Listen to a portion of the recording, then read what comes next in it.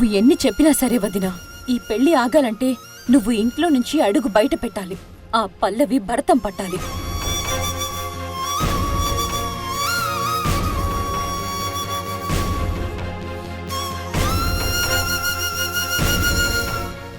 అవును ఉషా, బయట నుండొచ్చిన ఆడది మరొకరి భర్తని దక్కించుకోవడానికి ఇంత చేస్తుంటే నీ మెడలో 3 ముళ్ళు వేసి నీతో 7 అడుగులు నడిచిన నీ భర్తని కాపాడుకోవడానికి స్టేషన్కొచ్చి ఒక చిన్న కంప్లైంట్ ఇవ్వలేవా?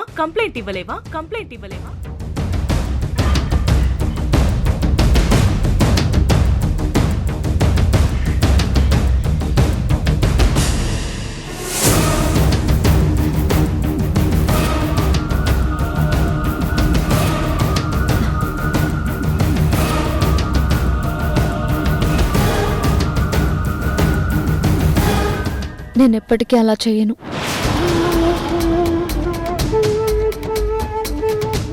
దయచేసి ఈ విషయాన్ని ఇక్కడితో వదిలేయండి.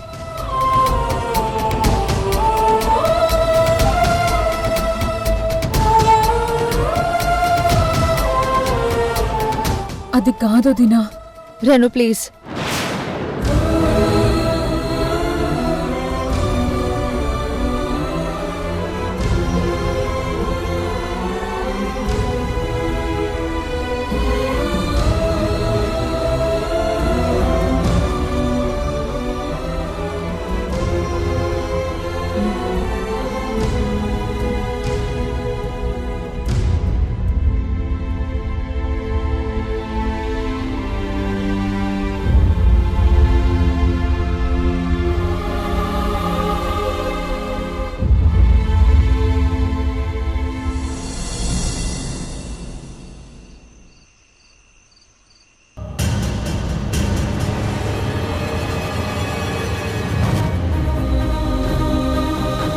మనం వెంటనే పోలీస్ స్టేషన్కి వెళ్దాం పదవదినా. నేనెక్కడికి రాలేను రేణు. నాలాంటి మధ్యతరగతి ఆడదాని జీవితం ఇలాగే ఉంటుంది. ఈ కాలం ఆడపిల్లల ఆలోచించడం అంటే భర్త పట్ల వ్యతిరేకత, ద్వేషం తెచ్చుకోవడం అయితే నేను అలా ఆలోచించను.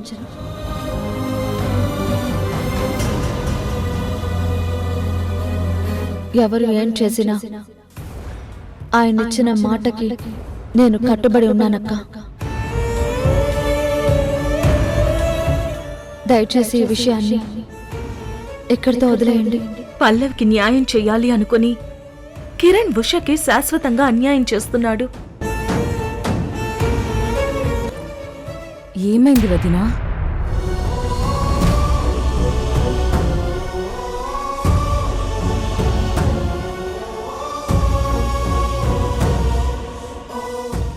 ఏమైంది వదినా?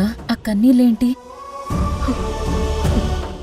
ఏం లేదు రేణు, నాకు లైఫ్లో ఇబ్బంది వచ్చిన ప్రతిసారి మీ అన్నయ్య నాకు తోడుగా ఉన్నా లేకున్నా వయసులో చిన్నదైన ఉష పెద్దదాల్లా నాకు తోడుండేది. ఆ మేఘన చేసిన మాయ వల్ల ఉషని అపార్థం చేసుకొని తన మీద నేను ఎంత చిరాకు పడ్డా చిరునవ్వుతో నన్ను అర్థం చేసుకునేదే కాని ఎప్పుడు నన్ను చిన్న చూపు చూడలేదు. ఆఖరికి ఆ రోజు గుడిలో నాకెంత నచ్చ చెప్పాలని చూసినా నేను మాత్రం తనని తప్పు పట్టాలని చూశాను. అయినా తను నన్ను అర్థం చేసుకుంది కానీ ఎప్పుడు నాలాగా అపార్థం చేసుకోలేదు.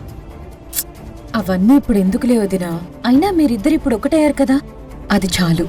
చాలదు రేణు, కీడు చేసిన వాళ్ళకు కూడా మేలు చేసే మనస్తత్వం ఉన్న ఉషకి హాని చేయాలని చూస్తున్న పల్లవి అనే ఆ చెదపురుగుని అలా గాలికి వదిలేస్తే సరిపోదు. ఏదో ఒకటి చేసి ఆ పల్లవి పని పట్టాలి. కిరణన్నయ్యకిచ్చిన మాట జవదాటనని ఉషా వదిన మనతో చెప్పింది కదా, ఇంక దానికి మనమేం చేయగలం? చూడొదినా, మనం బాధలో ఉన్న ఉషా వదిన్ని ఓదార్చగలం కానీ పరిష్కారం చూపించలేం కదా. లేదు రేణు, పల్లవి అనే ఆ సమస్యకు నేను పరిష్కారం వెతుకుతాను. కిరణ్ దాని మెడలో తాళి కట్టకుండా ఎలా ఆపాలో నేను ఆలోచిస్తాను. మేఘన మాయలో ఉన్నప్పుడు నేను కూడా ఒక రకంగా ఈ తప్పులకి కారణమయ్యాను. కాబట్టి ఎప్పుడైనా నా పాపాన్ని కడుక్కోవడానికి ప్రయత్నిస్తాను. ఉషా నాకు ఎన్నోసార్లు చేసిన సాయానికి బదులుగా నేను తనకి అండగా నిలబడతాను.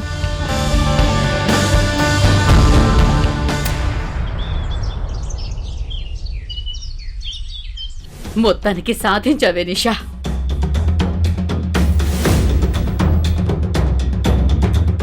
ఏ రోజైతే కిరణ్ని నీ సొంతం చేసుకోవాలని పట్టుబట్టి నువ్వు పల్లవిగా రూపు మార్చుకొని కిరణ్ జీవితంలోకి వెళ్ళావో ఆ రోజే నువ్వు గెలుపు వైపు అడుగులు వేశావు.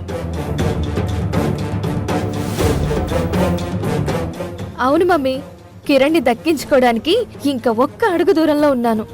2 రోజుల్లో కిరణ్ నా మెడలో తాళి కట్టాక కిరణ్తో పాటు కొత్త జీవితంలోకి అడుగు వేస్తాను. ఈ పెళ్లి జరుగుతుందని నాకు నమ్మకం లేదమ్మా. మీకు ఎన్నిసార్లు చెప్పాను దాని విషయంలో అపశకున మాటలు మాట్లాడొద్దని. నువ్వు ఎన్నిసార్లు చెప్పినా నేను చెప్పేది ఒకసారి విను.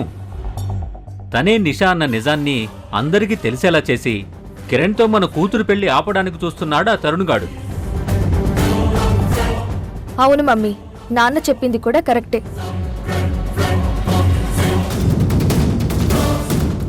ప్రస్తుతానికి ఆ తరుణ్ సుప్రియలు మేఘన కస్టడీలో ఉన్నారు కాబట్టి నా పెళ్లికి ఏ డోకా లేదు.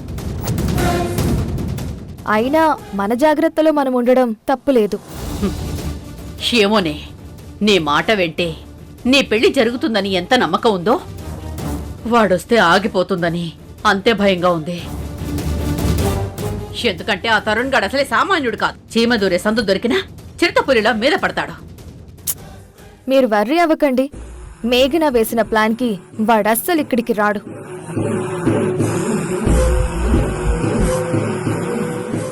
ఇంకో విషయం మమ్మీ, మీరు తల్లిదండ్రులుగా నాకు అక్షింతలు వెయ్యాలి కాబట్టి గుడికి భక్తుల్లా రండి. అమ్మా నాన్నలుగా ఆశీర్వదించండి.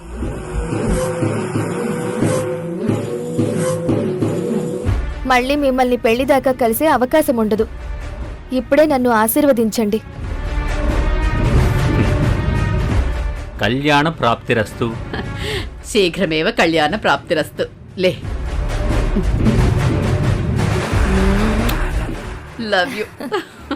Love you two mummy. వస్తాను మమ్మీ. బాయ్. జాగ్రత్త. బాయ్ నాన్న. బాయ్ అమ్మా.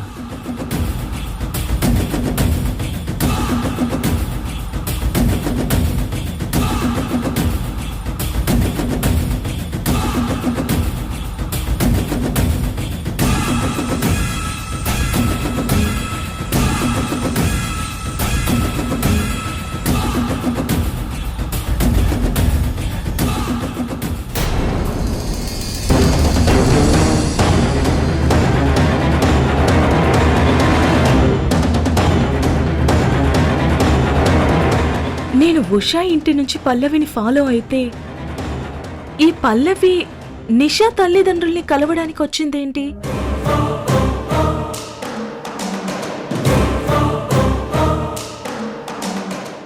మరి ఇంతసేపు ఆ ఇంట్లో ఏం చేసింది? వాళ్ళతో ఏం మాట్లాడింది? అసలు పల్లవికి స్వర్ణకి లింక్ ఏంటి?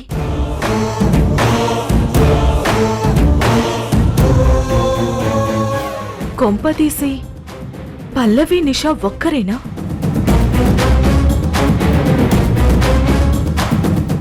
అసలు వీళ్ళ మధ్య ఉన్న సంబంధం ఏంటో ఇప్పుడే తేలుస్తాను.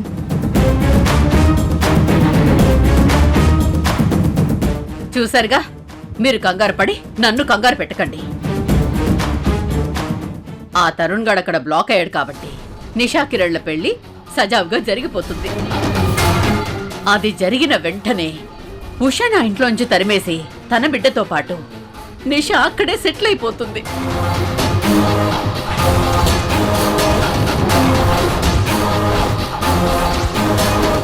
తన కడుపులో ఉన్నది కిరణ్ బిడ్డ కాదని తనెప్పుడో చెప్పింది కదే. అది ఎప్పటికైనా నిషాకి ప్రమాదమే కదా. కిరణ్ని తన సొంతం చేసుకోవడానికి ఇంత చేసిన మన కూతురు ఆ ప్రమాదాన్ని పసిగట్టకుండా ఉంటుందని నేను అనుకోను. దానికి కూడా ఏదో ఒక ప్లాన్ రెడీ చేసే ఉంటుందని నేను అనుకుంటున్నాను.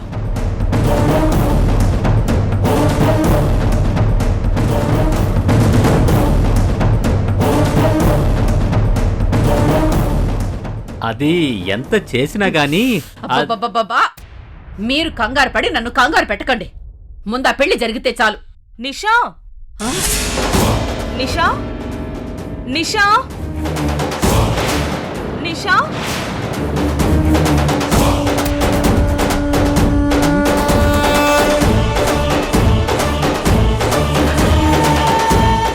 ఆంటీ, నిషా వెళ్ళిపోయిందా? పల్లవే నిషా అని దీనికి తెలిసిపోయిందా ఏంటి? అలా జరగడానికి ఆస్కారం లేదే.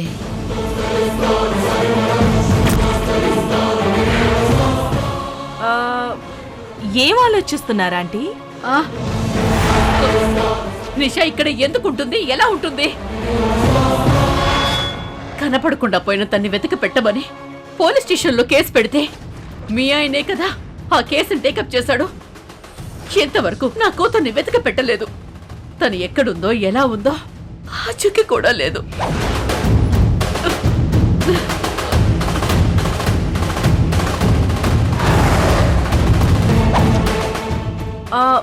అవును కదా, సారీ, నేను పల్లవి అనుపోయి పొరపాటున నిషా అంటూ పిలిచాను ఆంటీ.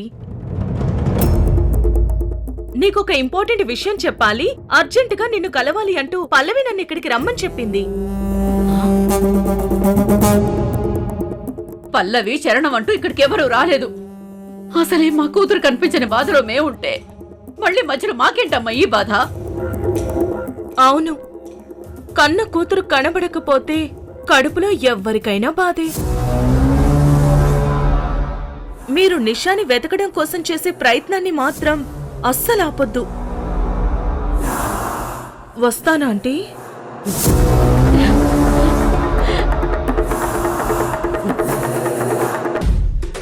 ఇన్ని రోజులు దీని భర్తే అనుకున్నాను, కానీ దీనికన్ను కూడా మన మీద ఉందని ఇప్పుడే తెలిసింది. వెంటనే ఈ విషయం నిషాకి చెప్పాలి. ఉండండి.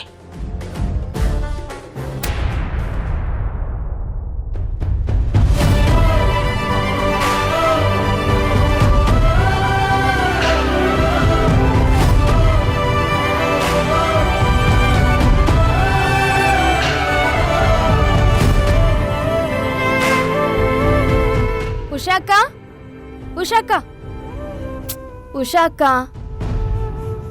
ఏంటి అలా చూస్తున్నావు? ఏం లేదు. ఇంకో 2 రోజుల్లో నాకు కిరణ్ గారికి పెళ్లి కదా. అయితే మరలా ఉలుకు పలుకు లేకుండా ఉన్నావేంటక్క? ఇప్పుడు నేనేం చేయాలి? నా చేతులకి నువ్వు మెహందీ పెట్టాలి. అదే అక్క, నీ చేత్తో నా చేతులకి గోరింటాకు పెట్టాలి అంటున్నా. నువ్వు మనస్ఫూర్తిగా చేతికి అద్దితే గోరింటాకు బాగా పండుతుందన్న నమ్మకం నాకుంది. అందుకే నీతో ఇన్ని పనులు చేయించుకుని ఇదొక్కటి మిస్ చేస్తే ఎలా?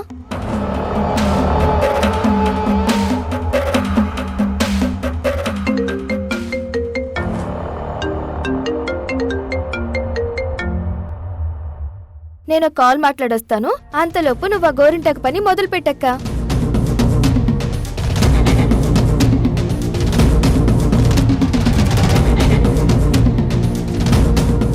హలో నిషా. చెప్పు మమ్మీ. కొంప మునిగేలా ఉంది. ఏమైంది? ఏమైందా?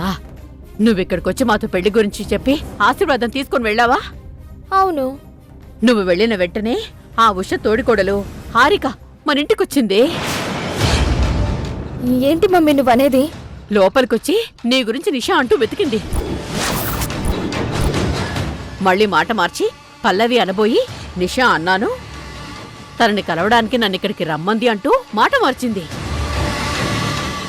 నువ్వేమైనా తన్నిక్కడికి రమ్మన్నావా? లేదు, హారికని కలవాల్సిన అవసరం నాకేముంది? మరెందుకొచ్చింది? ఆ తరుణ్ ఫోన్ చేసి పెళ్ళానికి నీ గురించి ఏమైనా నిజం చెప్పుంటాడా? నాకెందుకో భయంగా ఉందే నిషా.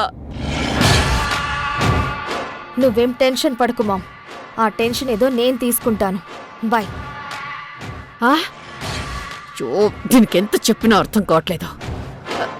అయ్యో, ఇప్పుడేం చేయాలి? ఏం జరుగుతుందో ఏంటో దేవుడా.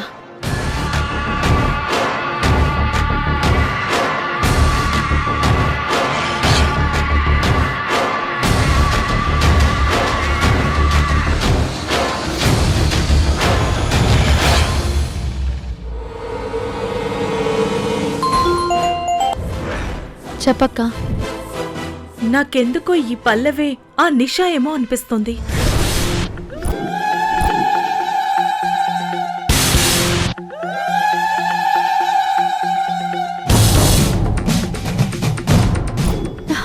కానీ కానీ నువ్వు అంత ఖచ్చితంగా ఎలా చెప్పగలవక్క?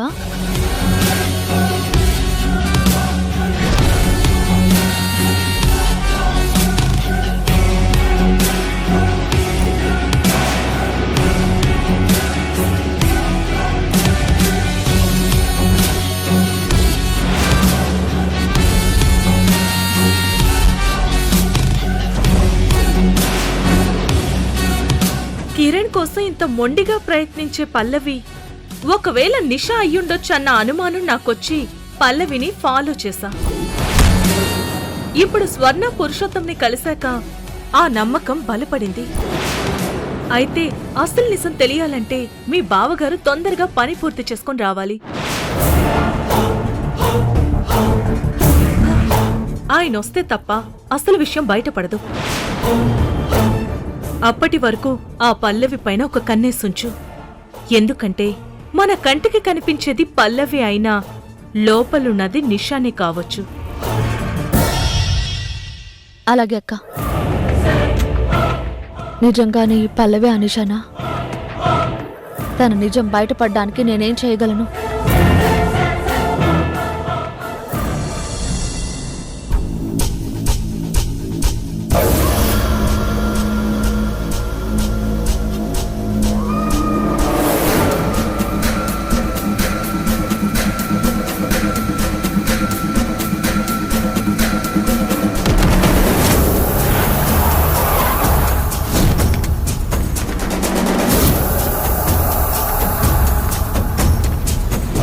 రేయ్, ఈ సెల్ ఫోన్స్ వాళ్ళవి.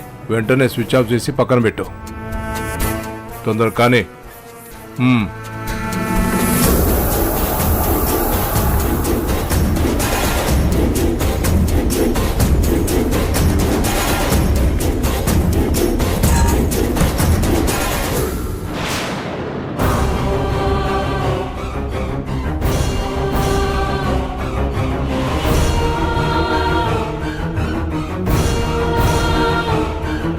The number you are calling is currently switched off.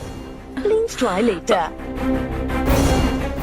ఏంటి ఎన్నిసార్లు చేసినా తరుణ్ ఫోన్ స్విచ్ ఆఫ్ అనే వస్తుంది. అత్తయ్య,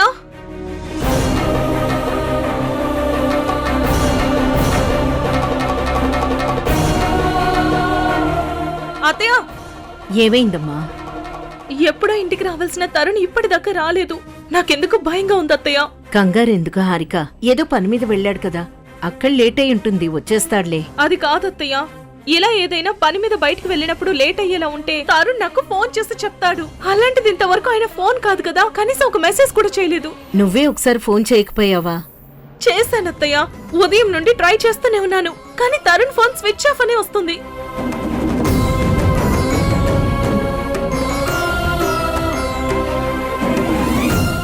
తరుణ్ ఎంత ఎమర్జెన్సీ వర్క్ లో ఉన్నా ఫోన్ మాత్రం అస్సలు స్విచ్ ఆఫ్ చేయరు.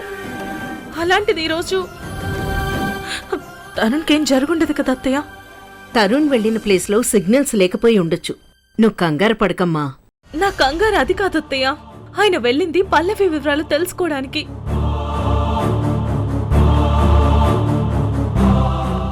కిరణ్ తో పల్లవి పెళ్లి ఆపడానికి నేను బలమైన సాక్ష్యాలతో తిరిగొస్తానని వెళ్లారు.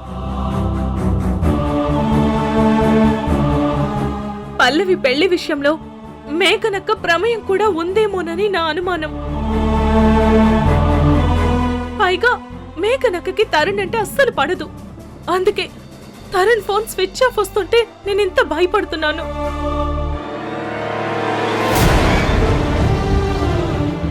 అమ్మా హారిక, నీకో విషయం చెప్పనా? అబద్ధాన్ని ఆపటానికి నిజం కావాలి. ఆ నిజాన్ని చెప్పాలంటే గుండె ధైర్యం ఉండాలి. ఆ గుండె, ఆ ధైర్యం రెండూ తనలో ఉన్నవాడే నా కొడుకు తరుణమ్మ.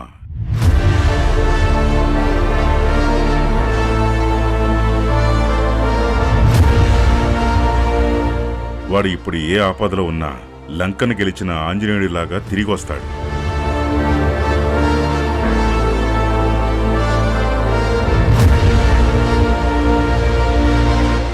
సీతాదేవి లాంటి సహనం కలిగిన ఉషకి సహాయపడతాడు. పల్లవి కిరణ్ల పెళ్లిని ఆపుతాడు. పల్లవి కిరణ్ల పెళ్లిని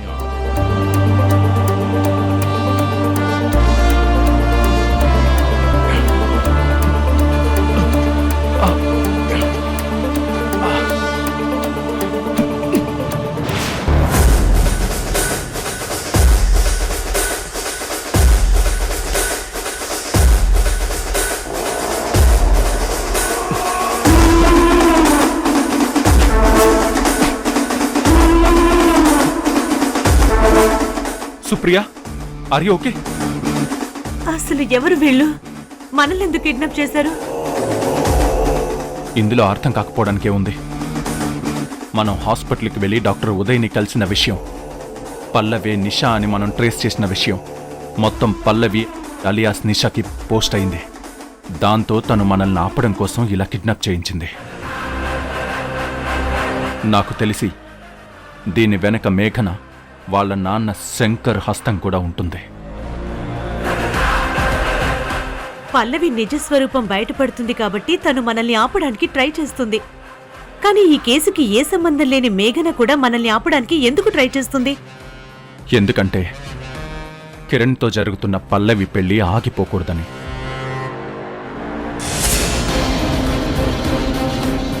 మమ్మల్ని ఎందుకు కిడ్నాప్ చేశారు? అసలు మీకేం కావాలి? భార్యాభర్తల వియోగం, మాంగళ్యానికి ఆపద నీ నుదుటన కనబడుతున్నాయి. నీ భర్త వేసిన 3 ముళ్ళకి నువ్వు 3 పరీక్షలు ఎదుర్కోవాలి. కిరణ్ గారితో జరిగే ఈ పల్లవి పెళ్లిని ఎవ్వరూ ఆపలేరు.